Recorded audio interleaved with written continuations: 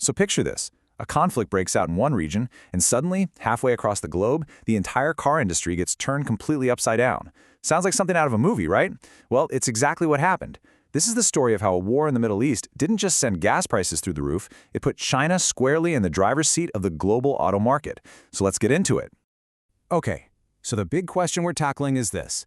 How on earth did a regional conflict in 2026 manage to totally redraw the map for one of the biggest industries on the planet?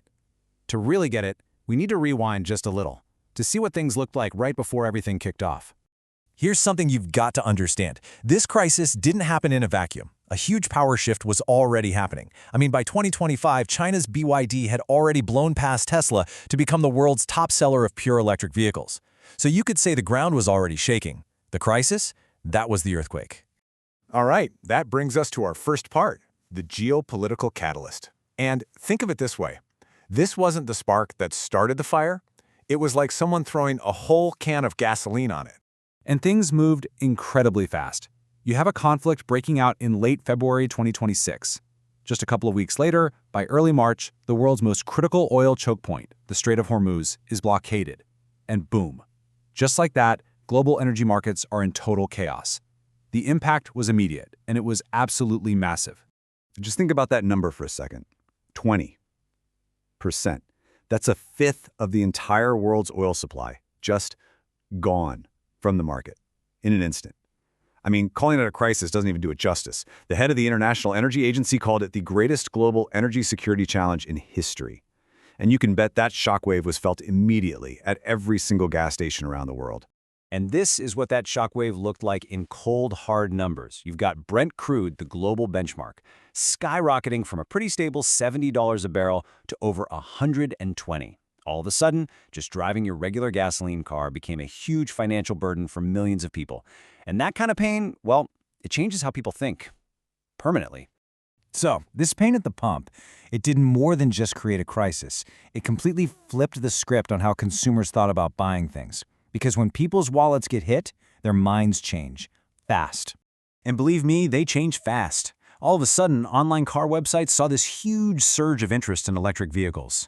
We're talking a 28% jump in inquiries for new EVs, and an even bigger jump for leasing, a whopping 36%.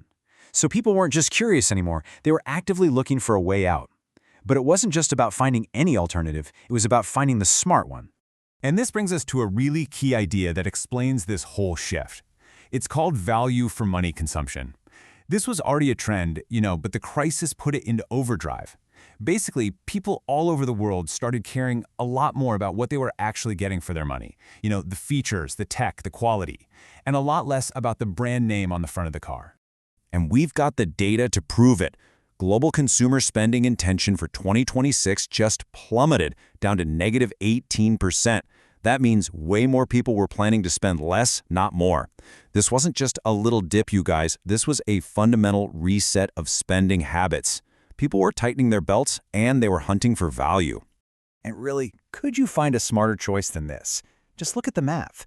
For a typical driver, the savings were just impossible to ignore. We're talking over 13,000 yuan a year.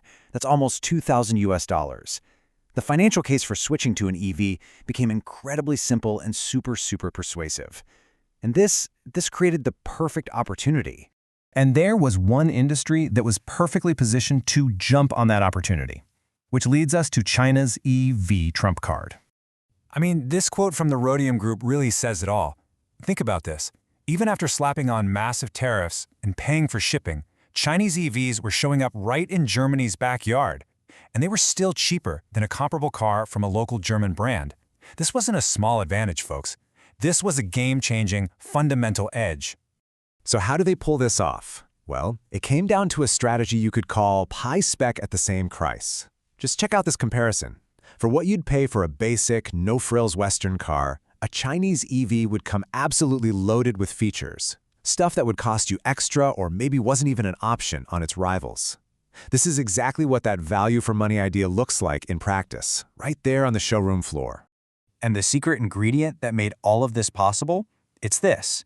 It's their almost complete control over the single most expensive and important component in an electric car, the battery.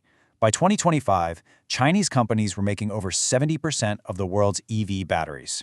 When you control the heart of the car, you control the price.